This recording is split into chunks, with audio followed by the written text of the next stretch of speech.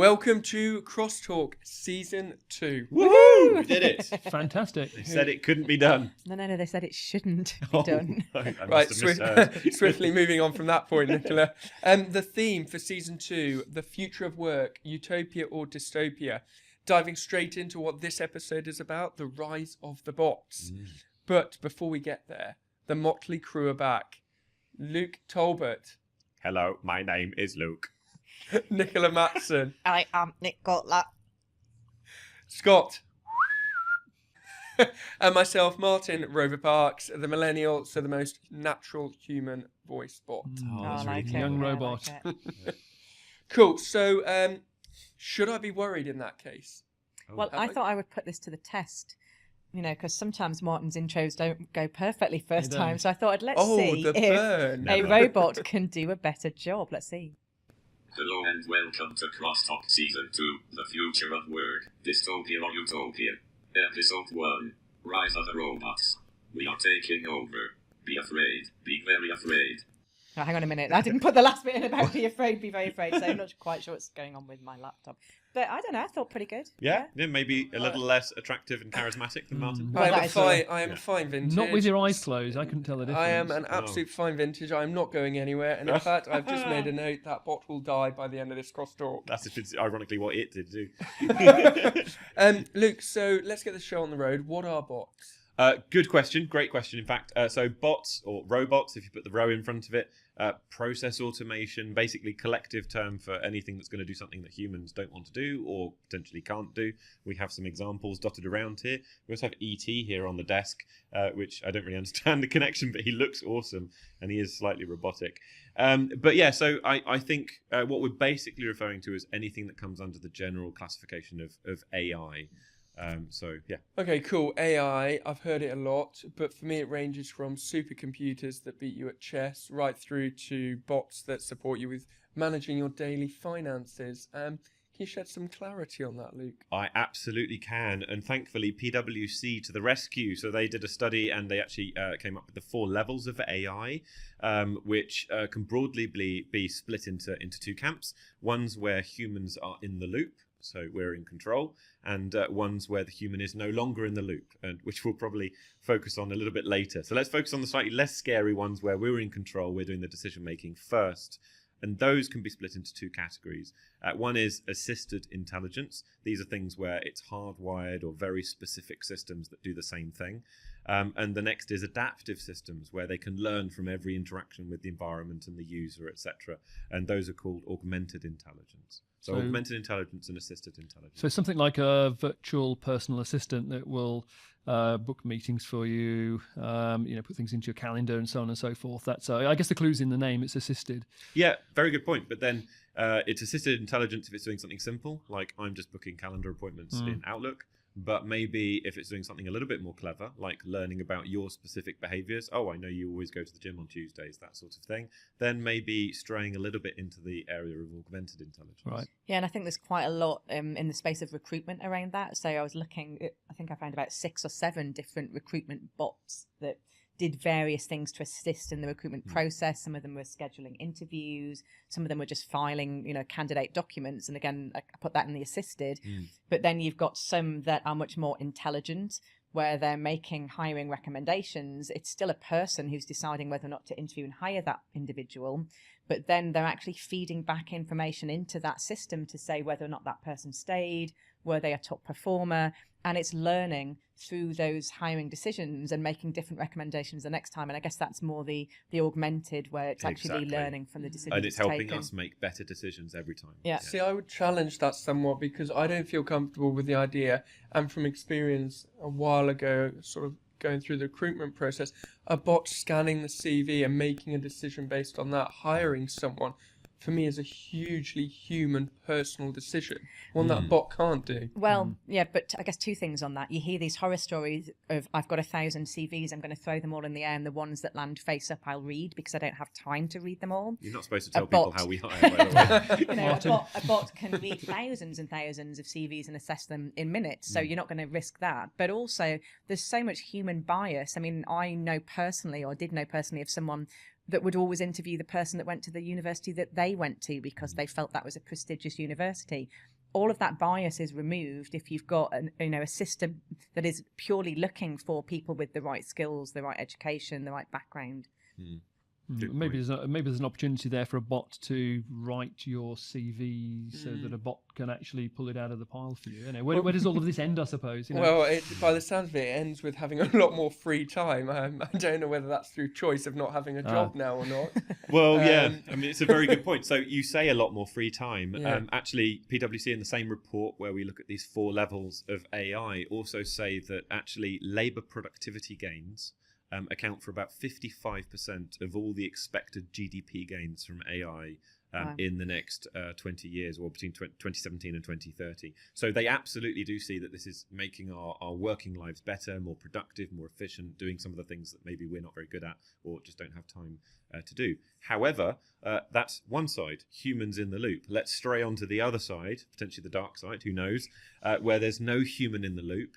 And these are again classified into 2 camps. One's where you've got hardwired specific systems doing automatic things without us involved. It doesn't really need us there. And then the next one is where it becomes more adaptive. It's learning from its environment. It's starting to make decisions on its own. And there we've got fully autonomous intelligence. So we've got automation merging into autonomy.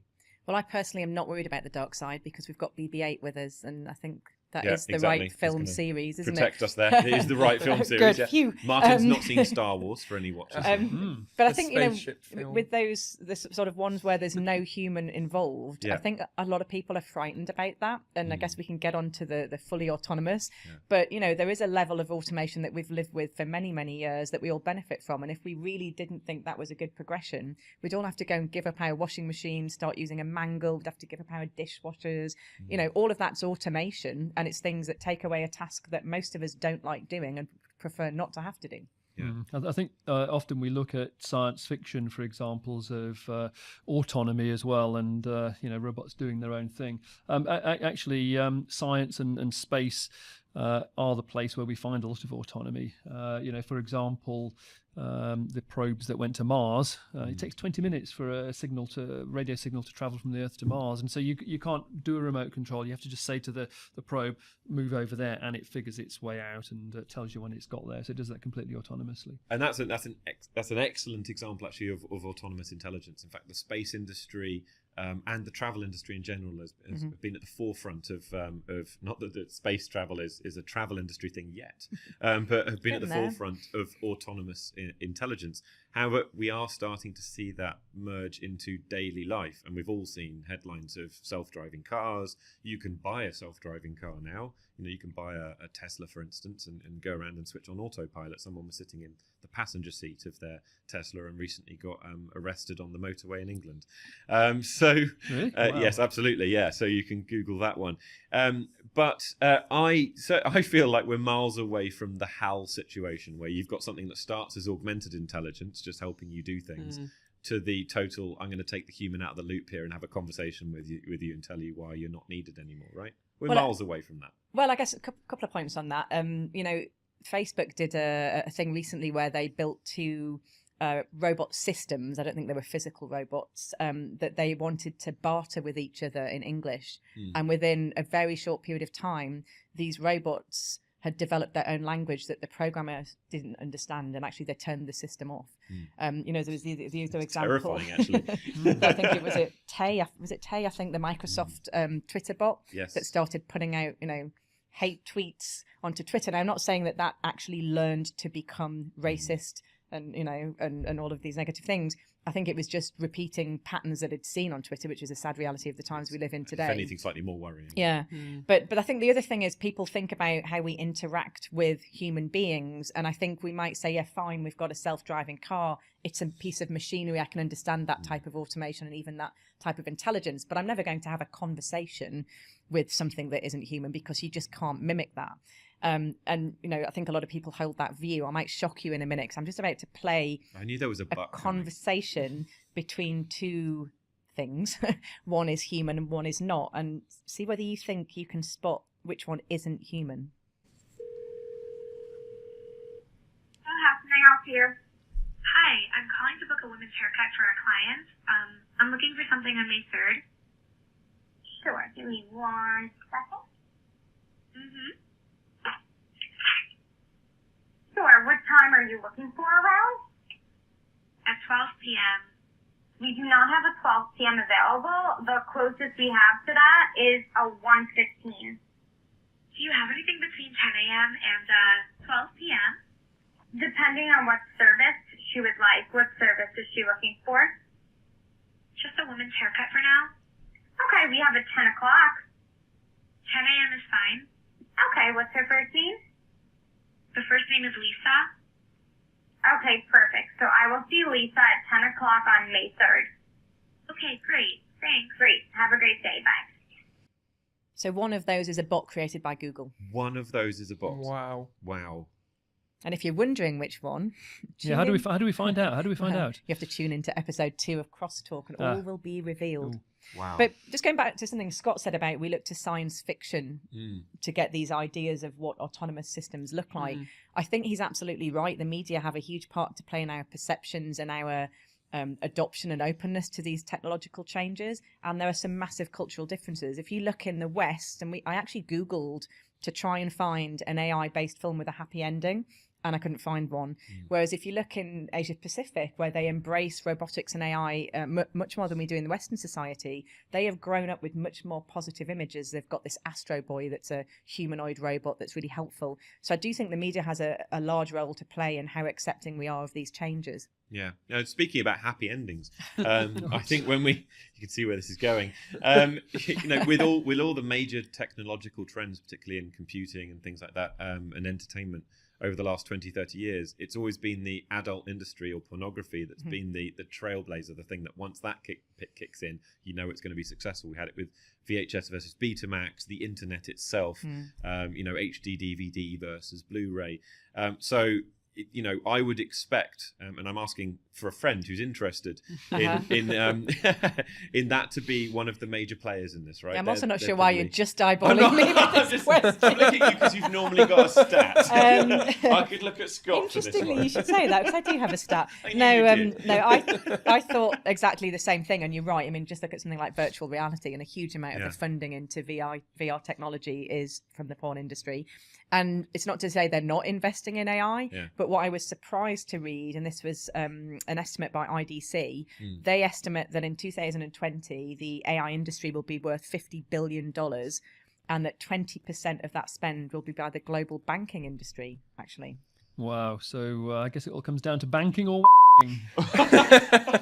Swiftly moving on from I'm not gonna say it. those two. Are there any other businesses that are affected by this? I'm glad you asked, Martin, because it just so happens that one of my robots has died.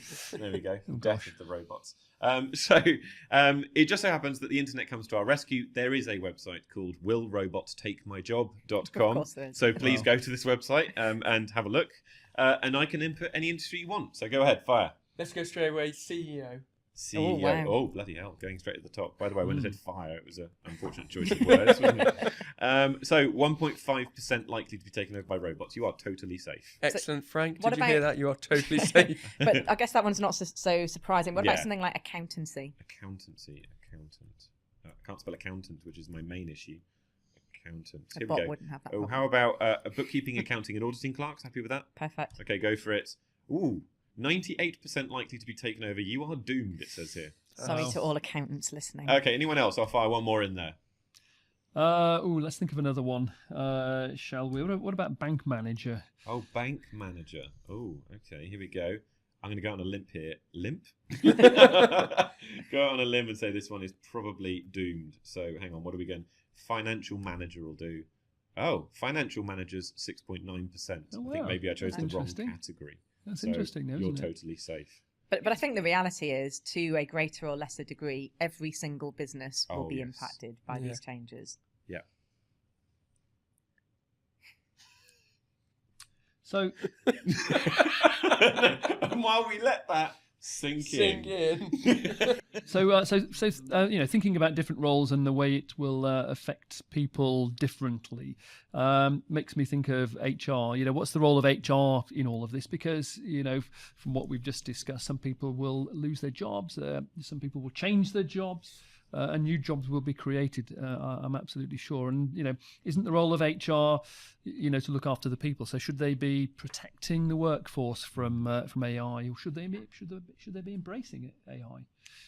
Well, I've got a view on this, and I actually think that HR should be absolutely leading what is going to be a transformation in the workplace. And I think ultimately we're going to move to a hybrid workplace where we've got humans working alongside AI and robotics. And if you think about a parent and how they raise their child, what is better for the child, to sort of close them off from the world around them and try and protect them from all of these changes, or is it to educate them and enable them to be successful in a changing environment? And that's what we need to do for our workforce. As you said, lots of jobs are going to go, and there was a Deloitte study that said since 2011 to today, and I was surprised by this actually, said 3.5 million new jobs have been created because of these technological changes, and only 800,000 have been lost. But that's still 800,000 people whose jobs have gone away, and they need to be upskilled and educated about the changes coming so that they can move into a new profession. Do something different, thinking about this in practical terms, HR leading the way. I bet if we went to this website and had a look at HR admin or something like that, that would be come out a very high percentage, I'm sure. Yeah, let's have a quick look. So we've got human resource assistants except payroll and timekeeping, or just payroll and timekeeping? Which one do you want me to go for? Except. Oh, except. Okay, so human resource assistants, you're 90%. So you are doomed, actually, according to this website. Right, AI is going to impact HR, absolutely. And I think, something that HR should really be starting to do already is thinking about the workforce. How is it going to be affecting them, and establishing a two-way dialogue with the workforce. This is a seismic change that's going on here. And the role of HR, as you've said, is not to protect the workforce, but to actually bring them along on that journey, I think. Yeah, and I think actually this is a golden opportunity for HR. For as long as I've been working, and I'm not going to say how long that is, but I will say it's more than a decade. Or two. Anyway, there's been lots of conversations about how can HR get a seat on the table, how can they be seen as strategic to the business, not just a cost center. This is the moment that they can do this, because either they change, or, as you've just seen, their jobs will be automated anyway. But if they change to actually be at the forefront of this transition and help the businesses move their workforce into this, say, this new hybrid approach, that is going to make them absolutely strategic to the success of the business. Yeah, absolutely. I think we need a quick round robin here before we wrap up, because we're fast running out of time. Luke, what do you think the future looks like for the rise of the robots? So dystopia versus utopia, on a scale of Terminator 2 to WALL-E? I guess both Johnny of those. Five's my favourite. Johnny Five. Yeah, okay. Yeah, because it doesn't matter how you look at it, robot movies tend to end in the doom of humanity. I think actually I big Star Wars fan, believe in bringing balance to the Force. And, Star Wars? Yeah, exactly. And I think we're on a bit of a knife edge. So I absolutely believe that this is great. It's going to bring a lot of productivity gains to the workforce, to us generally as consumers and as human beings. But from the moment we start to try to bring autonomy to tasks that humans are great at, things like creativity, so art, literature, coming up with new ideas for products, those sorts of things. I think those are things actually that humans should always be involved in. And so I believe it's all about control. Terrific. Nicola, what do you think? I swing daily between utopia and dystopia. However, I don't think it really matters. And I don't think we should focus too much time on that, because the reality is it's happening and it will continue to happen. As Luke says, I think we can potentially direct it more towards the utopia than the dystopia. But I think the key thing, as I say, is as businesses, we need to accept that these changes are happening. We need to work out how to help our employees accept the changes are happening and transform into a way that will still be successful in 10 years' time. Excellent. And Scott, what are your thoughts? Well, you think back to the agricultural revolution, you think through to the industrial revolution, everybody in those times were thinking, gosh, automation's happening, changes are coming. None of us will have a job or a role to play. But automation helps us to move up and do more interesting, more creative things. And everybody's still in work. And I think this whole AI revolution, this rise of the bots, will drive us in that same kind of direction. So for me, it's absolutely utopia. Yeah, I'm with you actually on it being a utopia. I like the idea of bots supporting my life, making the mundane tasks run by themselves. Where if I want to get involved, I can get involved and do them, but it's being taken care of. Fantastic. Well, I think that kind of wraps up the first episode of season 2 of Crosstalk. Massive thank you to everyone that's been listening. A massive thank you to everyone here. Luke. Yeah, I'm not going to do the robot voice again. Thank you very much. What a shame. Nicola. That was a goodbye. And Scott. Thank you very much. Fantastic. Do tune in. Available on iTunes and YouTube straight afterwards. We will see you all very soon.